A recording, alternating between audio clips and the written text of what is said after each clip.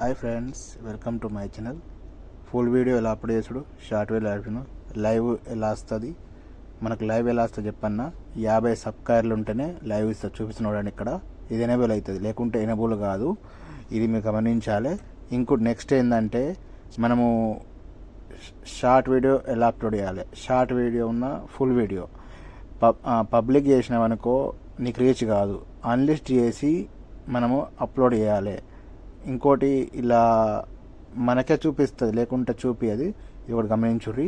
ఇంకోటి ఏంటంటే, మనకు రీచ్ బాగా కావాలంటే మన వైట్ స్టూడియోలోకి పోయి మనము అన్నీ పెట్టుకోవాలి, పబ్లిక్ చేసుకోవాలి. అవర్ దాకా మీరు చేసుకోవద్దు.